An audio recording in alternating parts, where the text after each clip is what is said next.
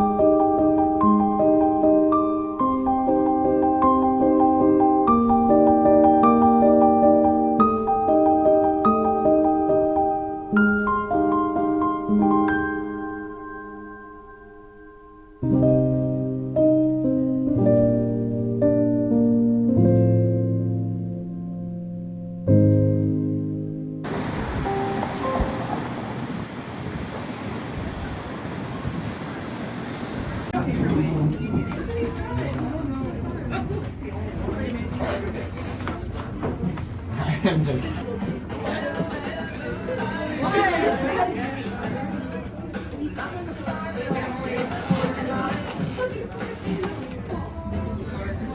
Thanks.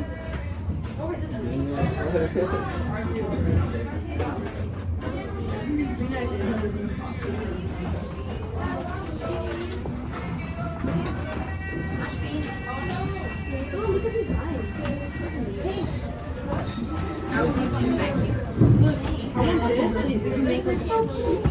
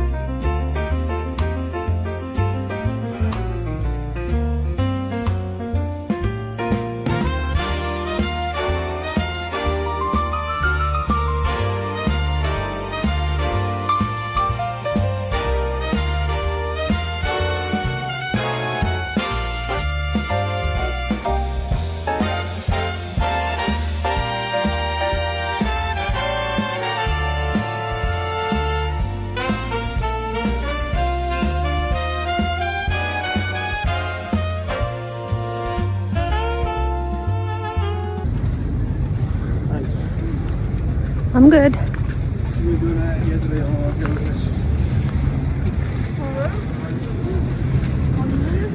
Through here.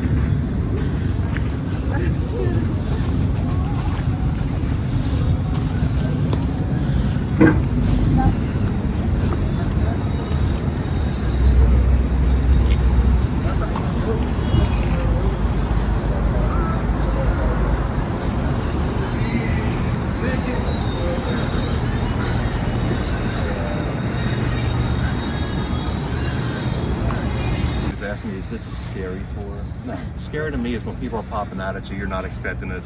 This is historically spooky. And by that I mean everything I'm sharing with you tonight is something that really did happen here, which I find a little bit more eerie. So even though there's no jump scares, my goal is that when I'm done with you, that you learn a little bit about Savannah, but also kind of have a hard time sleeping tonight too. So we brought them over, put 4 rules in place for them, all of which failed, just so you know. No slaves, no lawyers, no practicing. The building for SCAD's campus. So they don't have a centralized campus, Savannah is the campus. But here's something else to think about. Just because it fixed up the buildings does not remove the haunt the building was known for either. To this day, any incoming freshman class at SCAD still needs to learn some of the ghost stories that SCAD has.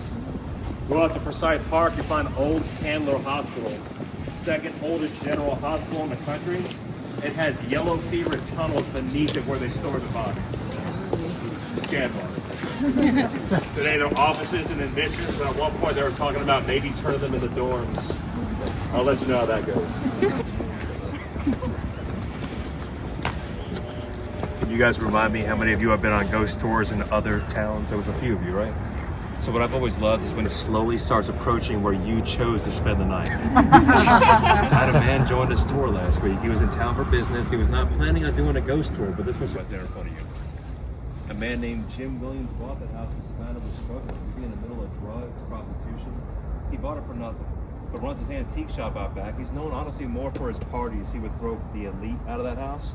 But one of the men that worked for Jim in the carriage house out back was 21 years old. His name is Danny Hansman. He didn't get into drugs and alcohol.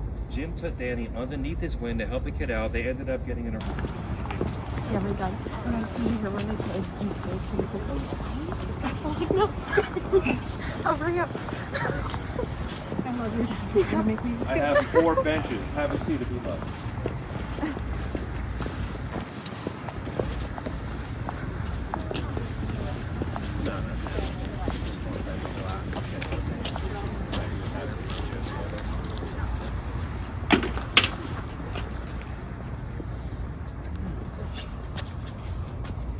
Just entered the most active square in Savannah as far as the physical haunts are concerned. So many people that live here, that are vacation rental here, have experienced more poltergeist-like activity. And they even say electronic devices do not do well, which honestly to me sounds more like a challenge, but I've noticed that it happened to someone on the tour last night.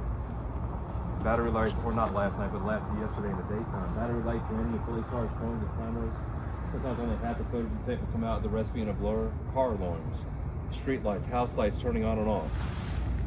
So I just want to let you know, the most recent thing happening in Savannah, I think happened to most of your towns as well. They were digging, they pulled up French buttons from the 1700s and bone fragments as well, so they're currently looking at that. There's a hotel facing Forsyth Park called Hotel Bardo. Last year they added a bunch of new rooms out back and a wedding space as well. They had to stop by law because of all the bones that were blowing up. It sits on Ponovation. Knew the reputation of the home, so when they started working on it, they opened up the bedroom curtain that faced the square and they put a projector in the window, shooting fake ghosts up on the wall the whole renovation. It's messed up.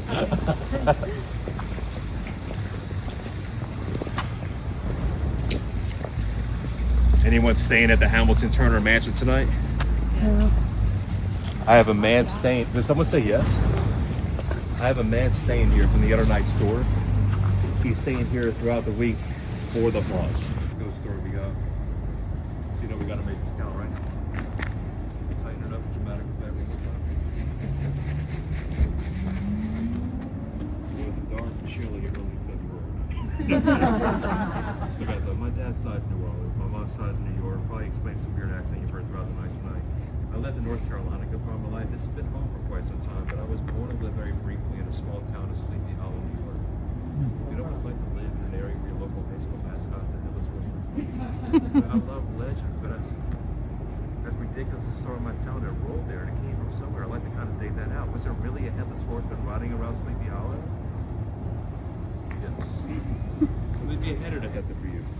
For over 200 years, even to this day, this cemetery still holds the nickname of Renee's Playground. Story of Renee, who was born a giant of a child, late 1700s, grew close to 7 feet tall. They feared him. He didn't know his own strength, so where he found his joy is playing in the one place where no one's going to bother him, and that's here. But they always knew when he was here because they'd find him in the crypts. They weren't sealed yet. They'd find little animals hanging from the tree branch because that's what he played with. He didn't know his own strength, so that's the fate of the animal. It's like Lenny from A Mice and Men, if you ever had to read it. Now, there's a lot of people that live in this town today that really do believe that Renee still walks that cemetery at night. The way they say he got here was January of 1820, January 11th specifically. A man was walking home, stopped in his tracks when he found a dead body laying on the ground from an obvious murder, but the body was right beneath several animals hanging from a tree branch above it. This kind of feared that kid. They were looking for an excuse, and that night, in their minds, that is all they needed to do. Symmetry was important, and what we call like 5-4 and a door. And it had an elevated basement. So this allowed air and light to be able to come into the home, which would have helped at various times of the year. This was the home that was the funeral at the time. It was a funeral home. And they owned this home. They died of things that are so curable now, like teething and fever.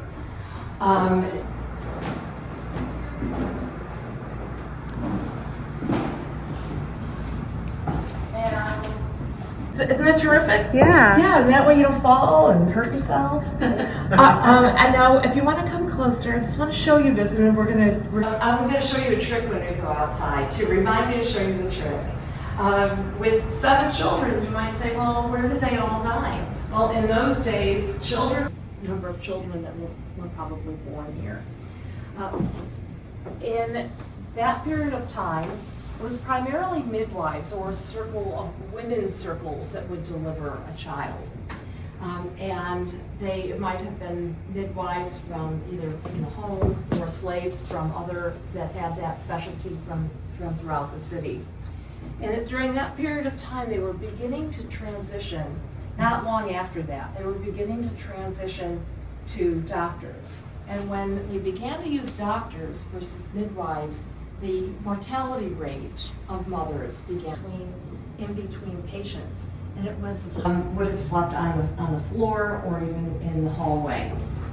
Now the beds at that time, we talked about some of the fillings that they had, but this might be a time when we can about using Spanish moss. Have you heard the stories about putting Spanish moss?